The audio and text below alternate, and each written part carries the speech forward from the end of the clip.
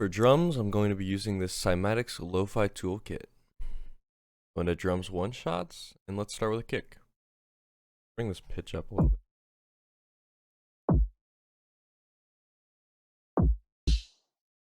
You're starting out for lo-fi drums. I would start with putting your kick on quarter notes and putting your hats on fill each two. Once you have your kick and hi-hats, I would place your snare in relation to the kick, and then place your open hat in relation to the snare. A lot of it is just a feeling. If you don't know the names of the notes of the basic triad chords, I would recommend checking out this video. Most important chord in lo-fi is a major seventh. Major sevenths in C major scale are very simple to figure out. Just one, skip one, build that block of four. Now this is another block of four, but this is a minor seventh chord. The difference between these two chords is the major seventh has a block of 3 half steps in between, and the minor seventh has only those 2 half steps in between. That makes this an E minor 7, this an F major 7, this a G major 7, so on and so forth.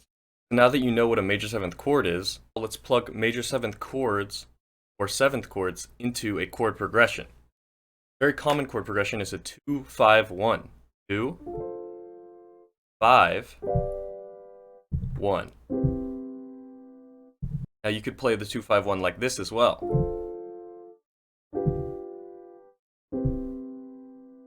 This is what's called an inversion. If I were to play this chord like this, and then move it up 1, then move it up again, that is the same notes in the chord, just played in a different point. Hence, it's called an inversion. Now, another type of chord that's really nice to use in lo-fi is a diminished chord. It adds dissonance.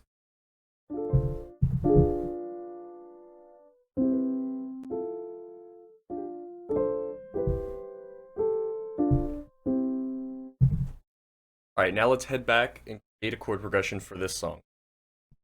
Okay, and I'm going to be using all my instruments from this plugin, which is completely free on the Spitfire Audio website, which I will also be linking in the description.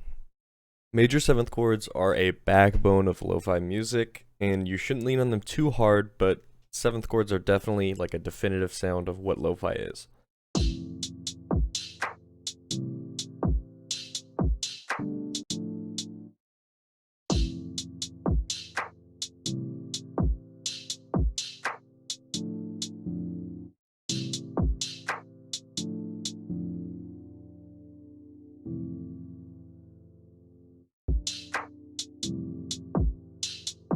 So F major 7, A minor 7, and then I just have a D minor triad with an A on the bass.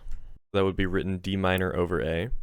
Now these two chords use all of the same notes, just a different inversion of the chord. I'm going to copy and paste this over. I'm going to copy and paste this over to another sound that we're going to use as a pad in the background.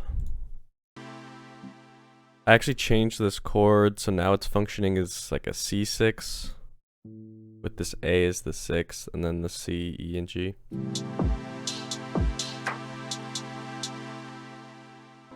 And notice the ways that I changed these chords around use the same notes, just in different octaves, so you can use different notes that might still complement your harmony. It's just going to be a little more difficult. So if you're making a backup harmony, it's best to just start out by doing that with the same notes in inversions.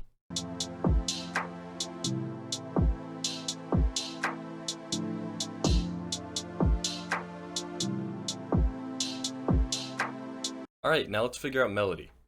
Most important thing figure out which notes you can use in a melody is your scale. So in this, we're in C major.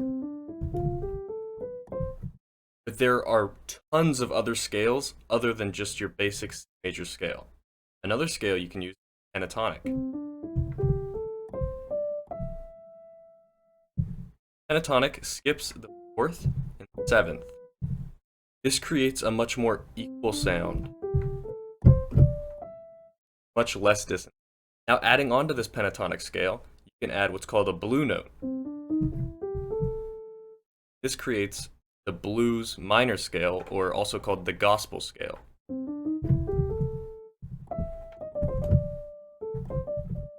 Blue note can add a lot of spice to your melodies. There are 2 ways to create melodies in this genre. One way is you can just kind of do a pop-esque melody where you have a repeating figure. So it would be something like,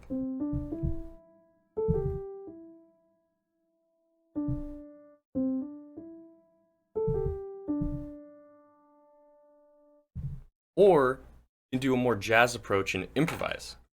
Now that you know these scales, you can pretty much play any note in that scale and you're going to get fun, interesting solo out of it. I much prefer this approach. Go back and create a melody for this song. Okay, I'm going to go back to the piano sound and just have some fun on this MIDI piano.